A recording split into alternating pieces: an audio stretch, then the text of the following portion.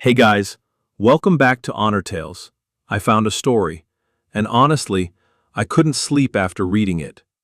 A hill with no name, 11 soldiers, surrounded, alone, no radio, no backup, and one man who said, "I'll bring everyone home." And he did. This is that story. Let's go.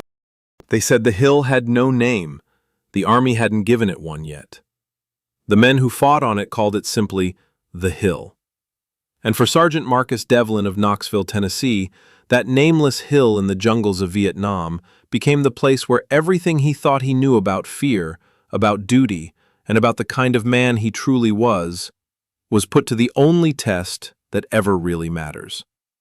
Knoxville, Tennessee sits in the foothills of the Great Smoky Mountains, where the Tennessee River bends south and the ridgelines rise blue in the distance on clear mornings. It is a city of churches and porches and people who say what they mean, and in 1968, it was a city that had already sent too many of its sons to Southeast Asia and was quietly, collectively, holding its breath, waiting to see how many of them came back. Marcus Devlin was born in Knoxville in 1946, the oldest of 4 children. His father, Roy Devlin, worked the early shift at a machine parts factory on the south side of the city and came home every evening with grease on his hands and a quiet dignity that no amount of hard work had ever managed to wear down. His mother, Evelyn, kept the household running with the efficient grace of a woman who had never once had the luxury of being overwhelmed, no matter how many reasons she had been given to be. Marcus grew up understanding 2 things very clearly. First, that life asked more of some people than others, and that complaining about the difference was a waste of the energy you needed to meet the ask. Second, that the people standing next to you were your responsibility, the same way you were theirs. He learned the second lesson on a September afternoon when he was 11 years old, when his younger brother Tommy fell through the ice on a pond behind their neighborhood, and Marcus went in after him without pausing to think about whether the ice would hold his weight too. It didn't. He went in. He got Tommy out. He walked home soaking wet in 30-degree air and said nothing about it to his parents until his mother noticed his frozen shoes by the back door. She asked him why he hadn't called for help. He said, "There wasn't time to call. There was only time to go." Roy Devlin, sitting at the kitchen table with his evening coffee, heard this and said nothing.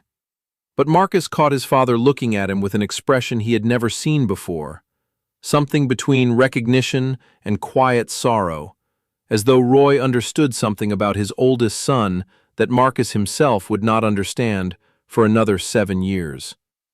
He enlisted in the United States Army in the spring of 1966, at 19 years old. Basic training at Fort Benning, Georgia, advanced infantry training.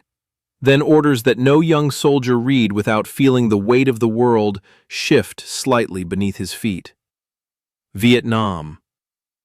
The Republic of Vietnam in 1967 was unlike any place Marcus Devlin had ever imagined. The heat was a physical thing, not the dry Tennessee summer heat he had grown up with, but something wet and total, as though the air itself had given up the pretense of being air and decided to become water instead. The jungle was dense beyond description. Sound traveled strangely inside it. Distance meant nothing. A man 20 meters away could be completely invisible, and a sound from 400 meters could seem to come from directly beside you. Marcus arrived at his unit, a rifle platoon in the 1st Cavalry Division, in November 1967. He was a private first class. Within 6 months, through the combination of competence, steadiness, and the particular quality of leadership that cannot be assigned but only recognized, he had been promoted to sergeant and given a squad of 11 men. He was 21 years old. His squad was a mixture of men from across America, a mechanic from Detroit named Calvin, a college dropout from Boston named Patrick, a farm boy from rural Kansas named Wesley, a former high school football star from Atlanta named Jerome, and 7 others who had arrived in Vietnam from 7 different versions of American life and had been compressed by circumstance into something tight and interdependent and deeply, uncomplicatedly loyal to one another. Marcus led them the way his father had lived, by example, without speeches, with the steady and absolute consistency of a man who understood that the most important thing a leader can offer is the certainty that he will still be there tomorrow. He brought all 11 of them through 7 months of operations without losing a single one. Then came January 1968. Then came the operation deep in the Vietnamese jungle. Then came the hill with no name. The mission order came down on a Tuesday. The platoon was to advance through a section of dense jungle terrain, secure the high ground on a ridgeline approximately 4 kilometers from their current position, and establish an observation post that could support a larger operation planned for the following week. The ridgeline was designated on the tactical map only by its elevation number. The men called it the hill. It rose steeply from the jungle floor, its upper slopes thinning into scrub and red clay, its crest offering a clear line of sight across the valley below. It should have been a straightforward operation. Advance, secure, establish, report. The platoon had done it a dozen times. What the intelligence had not accounted for, what no one had accounted for, was that the hill was not empty. The contact came at 14:20 hours, approximately 200 meters below the crest. It came from 3 directions, sudden and overwhelming, the jungle erupting into noise and chaos in the space of a single heartbeat. Within the first 60 seconds, the platoon's lieutenant, a 24-year-old officer from Ohio named Bennett, was wounded seriously and unable to command. The platoon radio man was separated from the main group in the initial confusion. 2 squads fell back instinctively, pulling away from the contact toward the lower slope. Marcus Devlin's squad was at the front. They were also, suddenly, alone. There are moments in combat that veteran soldiers describe in almost identical terms, regardless of which war they served in, which country they fought for, or how many years have passed since the moment itself. They describe a kind of clarity that arrives only under extreme pressure, a narrowing of the world to its absolute essentials, a silence inside the noise, a stillness at the center of the chaos. Marcus experienced it on that slope. The firing was heavy. The jungle around them was alive with movement and sound. His squad had gone to ground, good instinct, properly executed, exactly what training demanded. But going to ground was a temporary solution. The high ground above them was the key to everything. If the enemy held the crest, the entire platoon below was exposed and vulnerable. If Marcus's squad could reach the crest, they could suppress from above and give the rest of the platoon the space to reorganize. It was a simple tactical equation. It was also an extremely dangerous one. He moved to Calvin, his most experienced soldier, and spoke directly into his ear over the noise. "I need you to hold this position. Keep their heads down. Give me 8 minutes."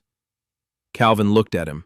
Calvin was from Detroit, 23 years old, had been in Vietnam for 11 months, and had the eyes of a man who had seen enough to know exactly what 8 minutes on that slope meant. He said, 8 minutes. Marcus said, 8 minutes. Calvin nodded once. He turned back to the slope and began doing exactly what Marcus had asked. Marcus took Wesley and Jerome and a soldier named Torres from El Paso, Texas, and began moving up the hill. 40 meters of slope. In ordinary circumstances, on ordinary ground, in ordinary conditions, a 2-minute walk. On that hill, under fire, through jungle that tore at equipment and obscured footing and offered concealment to everything including the obstacles that could kill you, it was the longest 40 meters Marcus Devlin ever traveled. They moved in short rushes, one man moving while 2 provided cover, rotating forward in sequence, conserving ammunition with the discipline of soldiers who understood that every round had to count because there was no certainty of resupply. Wesley took a grazing wound to his left forearm on the second rush. He looked at it for exactly 1 second, wrapped it with his free hand, and kept moving. He did not make a sound. Torres slipped on the red clay 20 meters from the crest and went down hard, losing 4 precious seconds scrambling back to his feet. He regained his footing and kept moving. He did not look back. Jerome reached the crest first, low, fast, and immediately into a firing position. He was from Atlanta, had been a running back in high school, and moved with a physical intelligence that no amount of training fully explained. He was simply fast in the way that some people are simply fast, as though their body understood urgency at a cellular level. Marcus reached the crest 4 seconds after Jerome. They were there. From the crest of the hill, the tactical situation became instantly, completely clear, the way a room becomes clear when someone turns on the light. Below them, Calvin and the rest of the squad were holding their position with disciplined precision. Further down the slope, the rest of the platoon was beginning to reorganize. Marcus could see the movement, could see the shape of it, shifting from retreat toward something more purposeful. From the crest, Marcus and Jerome and Torres had the high ground. And the high ground changed everything. They used it. For 22 minutes, which felt to all 3 of them like both seconds and hours simultaneously, they worked the crest with everything they had. They suppressed. They repositioned. They communicated with Calvin below through hand signals, and then, when the platoon's separated radio man finally fought his way back to the main group, through the radio. Marcus directed the reorganizing platoon from above, his voice on the radio calm and precise, giving coordinates and vectors with the methodical clarity of a man who had reduced the entire world to the specific task in front of him. The platoon reorganized. They advanced. They linked up with Marcus's squad on the slope and pressed upward together. At 16:45 hours, the hill with no name was secured.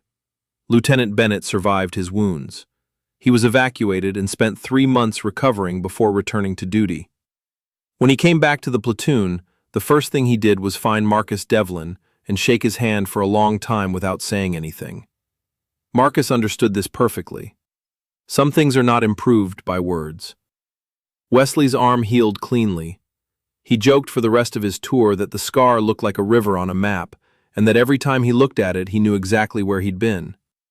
Jerome went home to Atlanta at the end of his tour, opened a hardware store, and raised 3 children who all grew up hearing, on very rare occasions, about a hill in Vietnam that their father had reached first.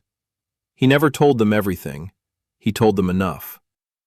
Torres went back to El Paso, became a school teacher, and coached youth football for 30 years. His players said he had a way of making them feel, in the difficult moments of a game, that they were completely capable of whatever was being asked of them. He never explained where that came from. Calvin stayed in the Army. He served 20 years, rose to the rank of Sergeant Major, and trained a generation of young soldiers in the patient, unflinching way of a man who had once held a position on a jungle slope for 8 minutes because someone he trusted had asked him to. He always told his trainees the same thing. When someone you trust asks you to hold, you hold. You don't ask how long, you don't ask why, you hold. Marcus Devlin came home to Knoxville in the spring of 1969. He was 22 years old. He walked off the plane at McGee-Tyson Airport in his uniform and took a bus to the south side of the city and walked the last 6 blocks to his parents' house because he wanted the time, he said later, to let the city settle back into him before he settled back into it. His mother was in the kitchen. His father was in the backyard, replacing a section of fence that had rotted through over the winter. Roy Devlin heard the back gate open, turned around, and looked at his oldest son for a long, quiet moment. Then he put down his tools and crossed the yard and put his arms around Marcus without saying a word. Marcus stood there in his uniform in the Knoxville afternoon, in the backyard of the house he had grown up in, and let his father hold on for as long as Roy needed to. When his father finally stepped back, his voice, when he spoke, carried something in it that Marcus had never heard there before. He said, "I knew you'd come back." Marcus said, "How?" Roy picked up his tools. He looked at the fence he had been repairing. He said, "Because you never left anything unfinished in your life." Marcus stood in the warm Tennessee afternoon and thought about a hill with no name, about Calvin holding the slope, about Jerome reaching the crest first, about Wesley wrapping his own wound without making a sound, about 40 meters that had taken everything and given everything back. He thought about Tommy and the pond, and the September afternoon when he was 11 years old and there was only time to go. He understood, standing there, that his father had known even then, that the look on Roy's face in the kitchen that afternoon, the recognition mixed with quiet sorrow, had been the look of a father who could already see the shape of the man his son was going to become, and who understood exactly what that shape would cost. He picked up the other end of the fence board. He said, "Need help with that?" Roy said, "Figured you might want to." They worked the fence together in the late afternoon light, in the backyard of the house on the south side of Knoxville, while the Smoky Mountains sat blue and patient on the horizon, the way they always had, the way they always would. The hill was given an official designation 3 weeks after the operation.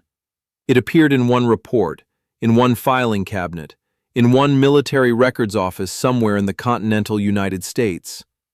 No one made a film about it. No one wrote a book. No one remembers the number on the map.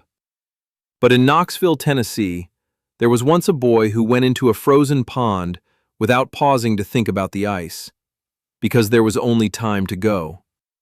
And on a nameless hill in Vietnam, that boy became a man, and that man brought his people home.